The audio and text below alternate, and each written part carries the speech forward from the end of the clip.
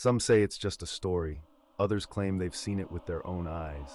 Welcome to Beyond Myth, where the unknown becomes unforgettable. From shadowy creatures and haunted highways to ancient legends and modern mysteries, we dig deeper than the headlines and go beyond the myth. Welcome to Beyond Myth, the place where the unknown comes to life. From strange creatures lurking in the shadows to ancient mysteries science still can't explain, we dive deep into the world of the unexplained. If you crave stories that blur the line between reality and legend, you're in the right place. We explore one of the strangest and most unsettling moments in television history, the Max Headroom hijack, Chicago, 1987. And what you're about to hear isn't made up, it's real. Every detail in this story has been researched, verified, and documented. This actually happened. I'm not here to make you a believer. I'm here to open your eyes. What you do with what you see, that's up to you. On the evening of November 22nd, 1987, ordinary Chicagoans sat down to watch television. For most, it was an ordinary night, until their screens were taken over by a strange figure in a rubber mask, swaying in front of flashing stripes. The interruption happened twice that night. What looked like a bizarre prank would become one of the most infamous, unsolved broadcast hijackings in American history. At 9:14 p.m., during WGN's 9 o'clock news sports segment, viewers suddenly saw the newsroom replaced by a masked character mimicking the then-popular television persona, Max Headroom. The first intrusion lasted only a few dozen seconds before engineers restored the broadcast. 2 hours later, the same image returned, this time over PBS affiliate WTTW's broadcast of Doctor Who, and the pirate footage played for roughly 90 seconds before ending. The footage itself is surreal. A man in a Max Headroom mask, sunglasses, suit, an accomplice waves a piece of corrugated metal to create the dizzying background. Distorted audio accompanies the visuals, and at one point the masked figure is lightly spanked on camera.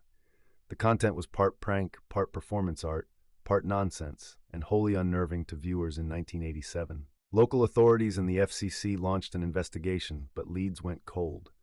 Hijacking a broadcast like this wasn't as simple as sticking a tape into a TV. Experts say the culprits likely overpowered the studio's microwave link to the transmitter, a technical feat that required powerful equipment and a clear line of sight to the city's broadcast towers. That level of sophistication suggested someone with technical know-how, possibly even broadcast experience. Some theories on who may have done this: broadcast engineer or insider, amateur radio operator with powerful microwave gear, performance art prank or publicity stunt, coordinated team versus lone prankster. The people who did this knew the consequences of what would happen if they got caught. In 1987, if you found guilty of hijacking TV signals, the fine was $100,000 and a year in jail. Remember, they did it twice. I think that's why nobody has ever claimed they were responsible for doing this prank. 30-plus years later, the Max Headroom hijackers remain unidentified. The tape survives as a strange artifact, equal parts prank, performance, and enigma. In an age where media is ubiquitous, that night in Chicago still makes us ask, who would do this, and why stay silent afterwards? There is a theory on who may have been behind the Max Headroom hijack. The Soviet Union, Soviet pirate broadcasting, 1960s to 1980s. Broadcast signal intrusion was a common practice in the Soviet Union during the 1970s and 1980s due to the absence of and high demand for any non-government broadcasting. As early as 1966, there was a report of an incident in the city of Kaluga where an 18-year-old had broadcast a hoax announcement that nuclear attack. On November 26, 1977, an audio message purporting to come from outer space and conveyed by an individual named Vrillin of the Ashtar Galactic Command was broadcast during an in-news bulletin on Southern television in the United Kingdom. The intrusion did not entirely affect the video signal, but replaced the program audio with a 6-minute speech about the destiny of the human race and a disaster to affect your world and the beings on our worlds around you. Then Max Headroom incidents, 1987. It would explain why FBI could never find the people who were involved. If it was Russian, our government would never acknowledge that Russian was able to come into the United States undetected and hijack our television network. The Max Headroom hijack remains one of the most chilling unsolved mysteries in television history. No one knows who did it, no one knows why.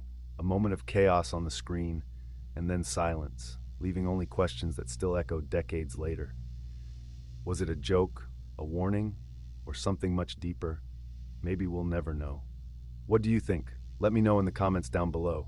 As always, don't forget to subscribe and give this video a thumbs up. See you next time, and as always, stay curious, stay bold, stay beyond myth. Thanks for watching this journey into the unknown. If you enjoyed exploring the unexplained, don't forget to like, subscribe, and hit the bell so you never miss a mystery. Got a legend or myth you want us to investigate? Drop it in the comments below. Until next time, stay curious, stay bold, stay beyond myth.